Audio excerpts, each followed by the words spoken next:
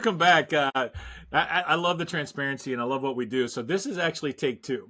Jake and I had an incredible 30-minute conversation that we will never ever be able to reenact. But at least this point, we know that we know kind of where we're going, kind of what we're talking about. I've heard a lot of these stories, and I'm actually excited to be able to get these recorded, get these on in this aspect. The other thing too is this is what's so cool about the networking and what we're creating with the narrative. I know you were referred back up through another connection, and that's the key that I love about all of these different things. I believe it was Jen Pointer that actually Yeah. referred you, if I recall. Yeah, so Jen referred and said, "Hey, you really need to get Jake on. Need to be able to hear his story. Need to be able to hear all the things that are going on in his life." And I'm actually excited because I know that you've met some famous people like Derek Jeter, and that's somebody you look up to. So we're gonna have possibly a little bit of that going on in there. And so there's really a lot of cool stories as we step into this. As showing how to be able to overcome some of the differences, some of the things that you have lived with all of your life. So, like I said, I'm really excited, even though I've already heard it, to hear it again for the second time. So, thanks, Jake, for being with us. I'm really, like I said, I'm looking forward to this. Yeah, me too, Tim. I really appreciate it. I know we'll never get the 30-minute conversation back recorded, but it was a wonderful conversation, Yeah. and I know we can hit some magic as well this time. Yeah, absolutely. Absolutely. So, let's start in just like we always do. For those that are listening, who is Jake? Yeah, look, if I had to summarize my approach and who I am, I'm someone who, when I meet with a stranger or a person that I've known forever or somewhere in between, I try to leave them with a smile and feeling good about themselves and just a little bit better than when I started that encounter. It's a goal of mine always to make people laugh. I love making people smile. So that's who I am outwardly, I suppose, when I'm talking to human beings. Personally, I'm a hustler. I'm very driven. I am definitely goal oriented. I like to set goals, achieve goals, and then set new goals and achieve new goals. I Mm. think I try to do everything with kindness. I try to be as empathetic as I possibly can. Um, and I just try to do good, be good, do good, because I genuinely believe that what you put out in the world comes back tenfold. Mm. So you make people feel good about themselves. You want them to be around you, and you want to be around the people that end up becoming a big portion of your life, whether it's a support system, colleagues, friends, family. You want to just you want to make people feel good about themselves and create a good environment. Make people smile, make people laugh. That's who I Yeah, am. I love that. And I absolutely love that aspect of, being able to do good, share kindness.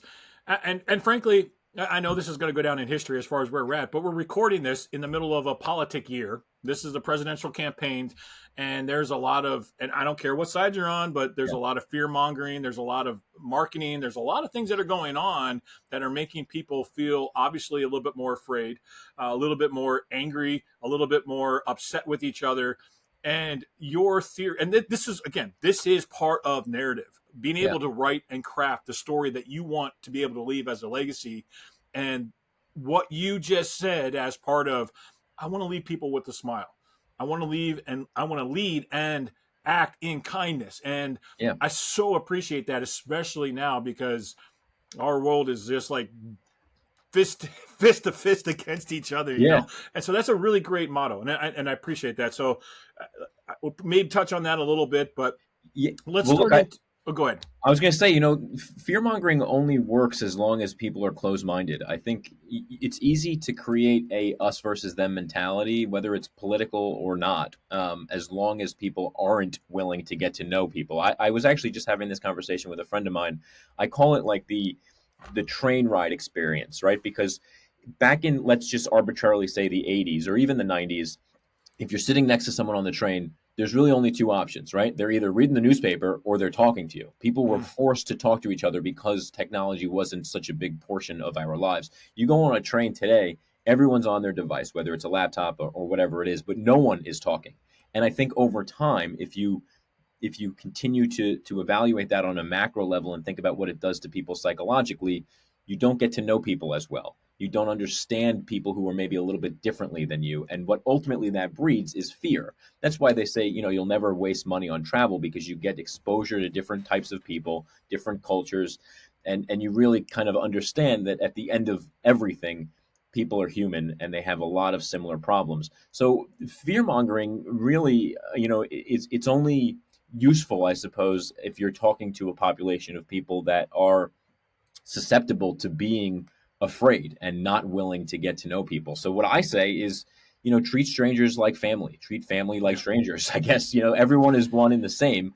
Everyone's got something that they're dealing with. And, if you just treat people with a little bit of kindness, try to lighten the mood and try to find some commonality, you would be surprised how similar we all are. And I think, you can make someone laugh, they're going to trust you a little bit more, and then use that trust for good. You Yeah. connect with people, really try to understand, what they're going through, and try to share a human experience.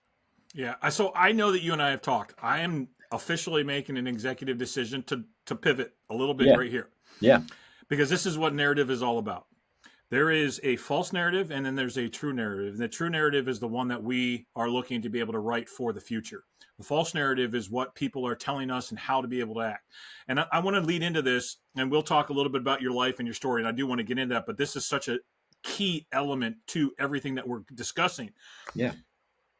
When my wife and I, we just got back from a trip and we were hiking, and we went down to Hocking Hills, south of Columbus. Loved it. It was incredible. All of this beautiful surroundings. You go and walk through these gorges, beautiful, beautiful spots. The interesting thing to me is, as we were walking through one of these areas, it was obviously a grandmother with her grandkids, and there were two kids with them, with her, and they had hiked back. It was probably a good mile and a half, and they were sitting and resting. And as soon as they sat down, both of the kids had their phones out Of and course. were literally glued. I mean, like Yeah. glued to their phones. Of And course. grandma was just sitting there, and I think she had, you can kind of tell she was tired and probably had just been, at least I got the kids outside rather than having the kids inside, kind of a thing. You can Yeah. kind of see that attitude and everything that was going Yeah. on there. Yeah. But this is a narrative that is happening. You just said this in the part of this of being so close-minded and being locked into a narrative that is being fed is causing us to not be able to create the narrative that we want or need to have in our lives. And so I love that illustration that you just used about being on the train, because it is happening over and over and over again. So let me ask you this question leading into Yeah. this. How do you break that intrusive, whether it's fear mongering, like you said, whether it's this whole aspect of the politics, or whether it's just this addiction to this endless scroll of doom, or if it's somebody that's constant, how do you break all of those habits or all of those things that we've now accepted as routine to become and build and talk to people and to be able to have those relationships? How do you break that? I think you have to be, it starts with being intentional and making a decision that you want to, because it's so easy to otherwise just fall into this gigantic scope and lens of technology driven everything. So I think, for instance, right, my wife and I, every night at dinner, regardless of what our days are like, regardless of how busy it is and how much running around we're doing, every night at dinner, we put our phones on airplane mode, we put them in a different room, and we have dinner together. And so we made a decision to do that, right? I mean, you have to rely on technology in 2024. There's no way around that. There's a lot of things that you simply cannot do anymore in our world without the use of technology. So to divorce yourself from it entirely is not realistic. So it's really about being intentional, setting your own boundaries, which can be difficult because, especially for young people, technology has been proven to be addictive. And the science behind it shows that it's very difficult for kids to escape that mentality of needing to be seen on technology and social media. So, whether you're a parent, and I'm about to be a parent, I'm having a baby girl, our first kid in October, and we're incredibly excited. But that's been something that, my wife and I have talked about. And quite frankly, when I was born in 92, my parents didn't have to have that conversation because there really Exactly. Yeah. wasn't, their phone was still connected to the wall, and there was no internet on the phone. So it's a very different world. It's not, there's no one rhyme or reason to it. There's no real answer genuinely to your question, other than making a concerted effort to designate time. I had a former colleague of mine who had tech-free Tuesdays or tech-free Mm, tea days. I think on Tuesdays and Thursdays, her kids were not allowed to use any technology, and then they would go crazy on the weekend. So, where's the balance, I suppose? agreed. It's not Good. easy. It's not easy, right? I think you have to carve out space, and you have to set your own boundaries, and you have to be diligent, and you have to be dedicated to it. And then I also think the way to sustain that is to document the positives, right? Like if you go out for a walk in nature, you have to acknowledge the fact that it was wonderful without your phone, that you can have a good time without your phone or your laptop, because you need, almost like in business marketing, you need social proof, right? You need your own Yeah. proof that, okay, I was not with my phone for 2 hours and I'm still here, I'm still alive, and I don't necessarily Well, need this thing. I think that's a really great point because so often we actually look at this and we say, well, what was the good of it? So I've Right. left my phone back at home, or maybe I need to take the phone and put it in airplane mode just for pictures when we're doing the hike or whatever. So many times we don't take the moments or the time to set it aside and analyze and say, okay, what actually was the benefit of it? And we Right. just speed on with our lives. So there was some great stuff there. We'll go back through, but intentionality, setting boundaries, and documenting the positives were the three main points that you brought out, which I think is phenomenal. And we might touch on that or not, but let's go back to this aspect of some of the things that, because I know, just because of our other conversation, I know that you don't get to this stage of being intentional, setting boundaries without going through some stuff in your own personal life to be able to learn how to be intentional and set boundaries. So let's maybe take those steps backwards now into your childhood of some of the things that we had talked about previously Yeah. and how that formed some of these beliefs that you're now living with. Yeah, look, I think the biggest contributing factor to my personality and the way in which I approach people and work and adventure and, quite frankly, everything. I was born with nerve damage in the right side of my body, so I do almost everything exclusively with one hand. I drive a car with a pedal on the left side. Buttons as a child was very difficult for me. Zippers were very difficult for me. Anything fine motor skills were very difficult for me. So I got used to a couple of things very early on. One is that the way most people do things is not the only way to do things, and that you can find a new way or a different way to accomplish a same goal, right? Whether that's a physical challenge like tying your shoes as a 4 year old, or whether that's bringing an idea forward in a corporate setting or in a business setting, right? There's a lot of different perspectives and there's a lot of different approaches. And I think, from my perspective, when I was a kid, there were certain things that I couldn't do individually, and that kind of materialized in a couple of different ways. One is that I learned to lean on people. I learned to get along with people because there were a lot of times where I literally needed people's help. So I quickly learned how to become personable and gain people's trust and communicate effectively. And it also led me to trusting people because, fortunately, I've had a lot of experiences where people have helped me. So you live that as a child, and I think as an adult, you want to give that back, right? I think a lot of my adult life has been based in helping people, regardless of what it is. I mean, I've been a recruiter for a while. A lot of the different things that I've done have always been around and centered around helping people and making Mm-hmm. people feel good, or helping people accomplish whatever it is that they're going after, whether it's professionally or personally.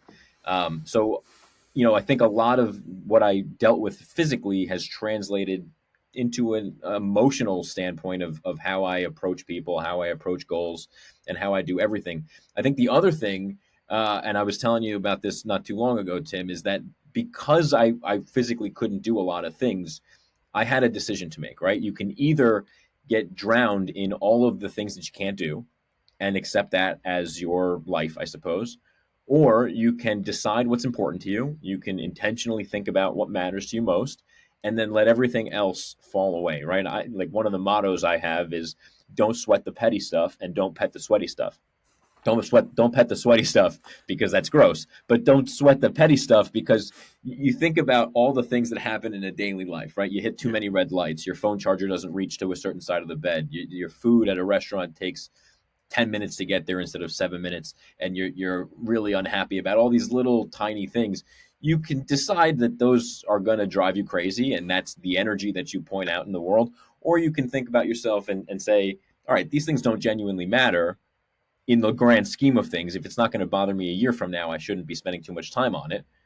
And then it frees you open to a lot of positivity, right? Optimism, right? If you're not worried about all the micro nuances that go wrong in your day or in your month or whatever the case may be, you just have a lot more time to spend spreading cheer. I don't mean to sound cheesy, but just being good, interacting with people in a positive way. And I think that a lot of people really appreciate that about me, quite frankly, right? It's very difficult to get under my skin. It's very difficult to bother me. And as a result, I have all the time in the world to just be there for people and have a good time, right? Because if you zoom out, life is pretty short, but it's long as well. It can be short and long, but Yeah.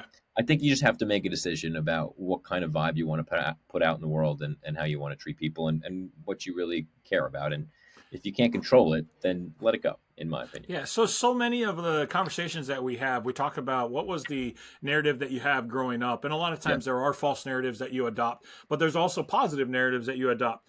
And going through, like you said, you had a decision to make, and if we go back to the very first point that you made, is that you have to be intentional and yeah, make that decision. So if you're not intentional in that decision, you can go down and accept that false narrative of, okay, I'm going to be focused on all the petty stuff, and I'm going to yeah, just take all of those things that are not priorities and let them bother me for the rest of the day.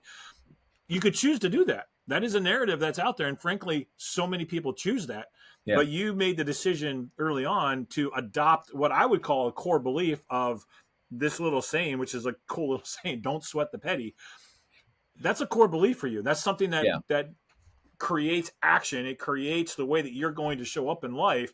Can you maybe dive in a little bit more to that, how that core belief impacts the daily actions or the daily routines that you're working on? Yeah, I think you just have to believe that things can work out. And if you're worried about something that's going to happen in the future or not happen in the future, we call that anxiety. But at the end of the day, if you're going to believe that something is going to be a problem, you equally have to believe that it could work out smoothly and everything Mm, could happen the way you want it to happen, right? I think it's unfair of us to only think about what could go wrong. I'm not saying that you shouldn't worry about things, and I understand people who have anxiety, sometimes it's very difficult to control those thoughts. I'm just trying to introduce one little thought in to disrupt that. While you're worrying about everything, just ask yourself a simple question. What if it all works out? What if it all works out the way I want it to, right? Because that also has to be an option. It has to be, right? So I think if you have that mentality, you start to become you start to frame things that are happening in your life with a little bit of an optimistic viewpoint. And if you continue to focus on the optimism of everything, you'll see that the results sometimes, believing is half the battle, and you'll actually, manifesting or not manifesting, you can have your beliefs on whether or not that's genuine or if it works. But I think you do attract what you put out. If you make your goals known and you make your intentions known, I think you're more likely to move in that direction. So, yeah. it's just a little bit of optimism and a little positivity that can go a long way. So let's look at this, because I know that there is a story here. What was the key transitional circumstance or Yeah, setting that really allowed you to be able to say, I am going to be intentional. I'm going to yeah, focus on the positive. I'm not going to sweat the petty stuff. I'm going to, like, all of those things that we just talked about. That's the core belief of how you're living. But yeah. was there a certain point in time when all of a sudden you just realized it was almost like a wake up moment of, I've got to live my life this way, and I've got to change what I thought was right or what I Yeah, thought maybe I had to do? for sure. Let's talk about that. Yeah, so when I was 10 years old, I was about to turn 11 years old. So I grew up in New York. I have been a Yankee fan since I was born. My father was a Yankee fan. Everyone in my family, most people in my family are Yankee fans. There are some Mets Because of the fans, but stripes. It's because of the that's okay. Yeah, stripes. yeah, yeah, exactly. Yeah. So when I played baseball, because of my nerve damage, I played baseball very similar to Jim Abbott, who had one hand. He pitched for the Yankees. Um, and so I played baseball differently. I played almost everything differently. And that summer, when I was 10 years old, I was on a team, and one of my teammates, his father was a producer for the Yes Network, which is the Yankees regional network. And he wanted to do a special segment on the way in which I play baseball. So I got the wonderful opportunity to go to Yankee Stadium. I met Derek Jeter, who at the time was my hero and has always been my hero. And, I met Derek Jeter. I hung out with him for the whole day. And this dude completely, I mean, not to sound cheesy, he completely turned my perspective around. As a 10-year-old, it's really important for kids to have heroes and people who are positive role models that they can look up to and emulate. And he was the epitome of that for me, because before that moment, before that day, August 6th, 2003, I was incredibly shy. I would hide behind my mother's leg. I didn't want to talk to people. I didn't want people to see that I was different. And then I met Derek Jeter, and he thought I was awesome, and he thought that the way I played baseball was cool, and that's the only thing I needed. Right? That was the affirmation that I needed as a 10-year-old. And I said, you know what? Because as you can imagine, kids are mean, and if they see someone who's different from them, they're not always so kind, especially when they're children because they don't know better. Um, but that was all I needed. I said, screw you. My hero thinks I'm cool, so that's all I need. And it completely turned my perspective. And then all of a sudden, I found this pride in being different, and I found my voice in being unique and doing things differently. All of a sudden, to me, was cool or awesome or any word you want to put on it. It was a positive thing in my mind rather than a negative. Rather than hiding the fact that I was different, I actually wanted to highlight the fact that I was different because my hero, my role model, thought I was awesome for it. So, as a 10-year-old, you can imagine the impact that had. And I think that was a pivotal moment for me. I mean, there's a lot else, right? You need a support system. My parents were very supportive. My brother was very supportive. My wife is now incredibly supportive. So those people matter, right? The people in your life matter, and you want to be in an environment where you can thrive and shine, and you're appreciated, and you want cheerleaders, and you need cheerleaders to get by in life. But he was a larger than life human being for 20 years for the entire state of New York, and quite frankly all of the baseball community. Yeah. And he made all the difference, quite frankly. That experience really kind of shaped a lot of how I moved forward after that. And it was really important. I think not everyone gets the opportunity to meet Derek Jeter or something like that. I was in the right place at the right time, and quite frankly, if I didn't have a teammate whose father worked for the S Network, that wouldn't have happened. And who the heck knows how my life would have ended up? But I don't necessarily know that you need something monumental like that. It can be a lot of little things that add up. It's usually not one big thing; it's a million little things that make a big difference. So if you're finding yourself in a space where you need a little bit of a boost or you need some affirmation, you can be that for yourself. I think, you can be that for yourself. You can go find a mentor, even if you're an introvert. I mean, that's one positive of the internet is you're more connected to people. Yeah. So Yeah. you can find ways to manufacture support. And I always say, be vocal about what you want. If you ask for the things that you want, most people are going to give you the things that you want. So if you're looking for a mentor and you know someone that you admire, go up to them and say, "Hey, I think the world of you. Would you be my mentor? Would you want to have a conversation on every week or every other week or whatever the case may be?" Right? Just Yeah. ask for what you want, and you'd be surprised at how often you'll get it. I think that's so true. And there's a couple of elements in there, but number one is yes, not everybody's going to meet their superstar hero. However, in all of the conversations that I've had, it is amazing to me how often somebody will go back and say, some stranger in the grocery line Yeah, mentioned something to me and it totally changed the course of my life. Or I was in a situation in a networking meeting and somebody said something to me and it totally changed. So don't yeah, just because you don't maybe meet your hero, right. there are still opportunities that as you look at it, suddenly your life can change because of that. Yeah, look, I think that's one of the things I admire most about my wife is that the way in which she treats strangers Mm-hmm. is magical, honestly. Yeah. Like she is that person in the grocery store that goes up to the person working there that no one else speaks to and asks them about their entire life story. She Right. calls it sprinkling sunshine because it's I free. love And that. we call her Sunshine Arena. Her name's Arena. We call her Sunshine Arena, and she's unbelievable about the way in which she approaches strangers. And I've seen it. Like people, like weeks, months, even years later, will reach out to her and say, that day that you had and you spent time chatting with me, it just made a huge difference. She makes people feel seen, Yeah. and she's really good at that. She's very gentle and very kind, and very loving, and she just makes people feel like they're there and like that, like whatever they're going through matters. So I think the two of us have a really, we're a good pair. We're definitely a good team.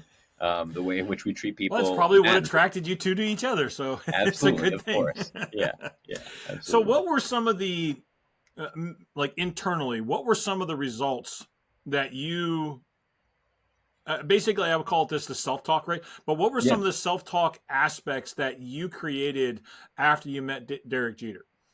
Because I know that you talk about the whole situation and everything as far as how it's going on, but it sounded like you actually allowed yourself to believe some of those positive, the self Yeah. confidence and the personal value and all that. It sounded like there was a lot of internal conversation going on too.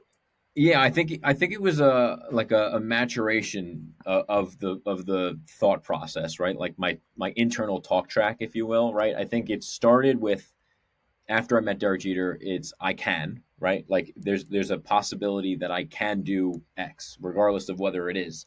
I think I learned from my father and my mother that if you don't quit, there's no such thing as losing, right? You either succeed eventually or you learn something from it. So if you make that internal decision that quitting isn't an option, then really you're only the only thing you're going to be exposed to is positivity.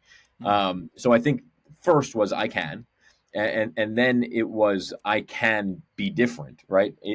Rather than doing things the way everyone else does things, I can do things differently and still achieve that same outcome. And I think as I grew up into an adult, that perspective allowed me to be creative, right? Because if you can do things differently, you're naturally going to want to be creative. You're going to look for innovations rather than just whatever process is in front of you.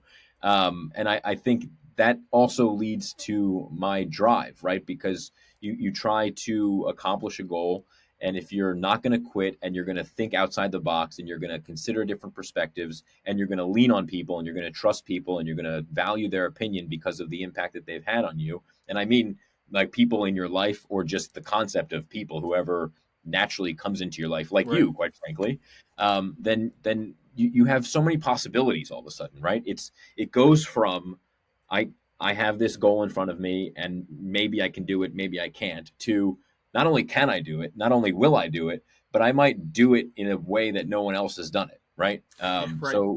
So I think that's really valuable because then you socialize what you're doing and you be proud of what you're doing and you share your thoughts with other human beings, and that usually leads to more ideas and better ideas and Mm. a collaborative environment. And as long as you approach those ideas and process, whether it's, I feel like what I'm talking about right now is in a work setting, um, but it doesn't necessarily need to be, right? As long as you develop the belief in yourself, and then as you're working with and communicating with and collaborating with other people, you maintain a positive, inclusive environment. Good things are going to happen. I did a master's in management and leadership, and one of the things I learned most is that a diverse group of people will be better at solving problems. They'll be better at understanding external and internal marketplaces. They'll be better at communicating. So, on a personal level, just be open minded, consider different perspectives, understand that the way you do things doesn't need to be the way that other people do things. You don't need to control the way other people do things. There's 8 billion people on the planet. You can't tell me that one way of doing things is the only way of doing things. So, Mm. yeah, I hope that answers your question. It I does. think, I mean, even to the point of, I feel like that's some great advice that can actually step into somebody else that's looking at some of the things that they do differently and be able to say, yeah, I can actually approach that. And I did want to mention this. I actually wrote this down. yeah, There's a great book called "And There Was Light," and he is. I'm going to butcher his name because it's French, but it was Jacques Lugian.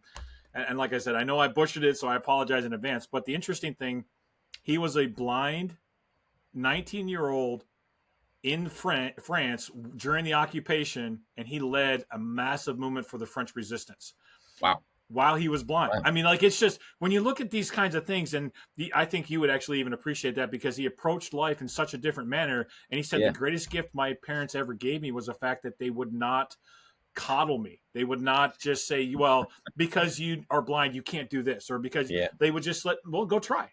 And I think that's an incredible thing that you also expressed through this conversation of the fact that you said it earlier is like one of the things your parents said is like, there's no failure except for quitting. It's Right. not the aspect of, should we try or should we not try? Well, yeah, try, but if you fail, it's okay. I mean, the only thing Right. that you can fail at is if you don't try, right? I mean, that's the only Right. way to do it. Anything else you want to add to this? I know that there's a lot of different directions that we could go, but is there anything else that's like really on your heart that you're like, I just need to share this with somebody that is potentially listening to this, and This is the one thing that, whether you shared it with your past self because that would have really helped, or you're sharing it with people that you've talked with, what's that one thing? I would say don't talk yourself out of something that you want to be doing just because of an internal belief that you may or may not be able to do it.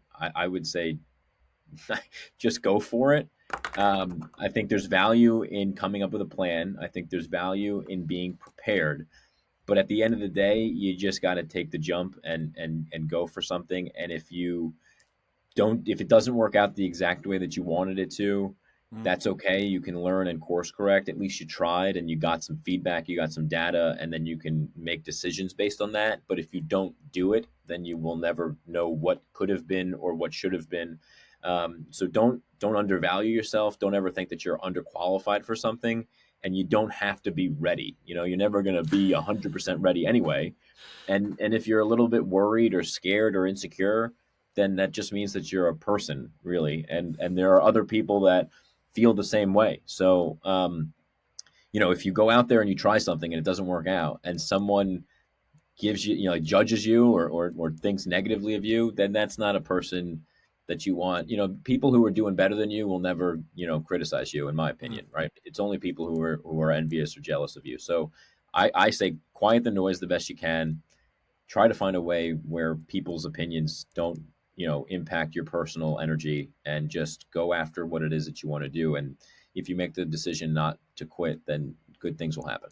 I love that. Absolutely love that. So, how can people get in contact with you? I know, depending on when this pops out, you may be looking for a position, you may be looking to, step out, but how can people get in contact with you?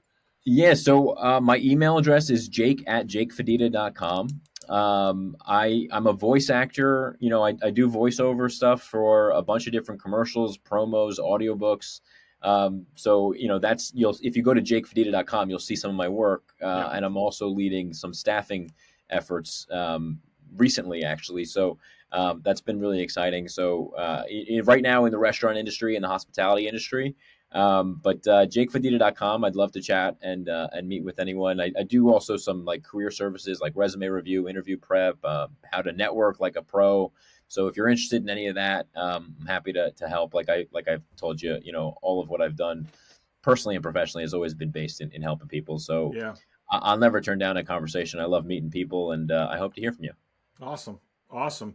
Well, again, Jake, thanks for taking the time the second time. Thanks for taking the time the second time to be able to record this, because there's so much value in here, and the aspect of, as we talk to different individuals. And if you're listening, make sure you take a moment and consider what narrative you're living, and begin to actually create and craft your own narrative rather than listening to some of those false narratives that are constantly pounding on our ears. The reason for that, the why behind everything, is because your narrative is important. Everybody's story is as important as somebody else's. And that's the diversity that you were talking about, Jake. It's the differences that make us special. And then we can really, truly find some of those solutions. So thanks again for sharing. And until next time, we appreciate you guys, and keep listening.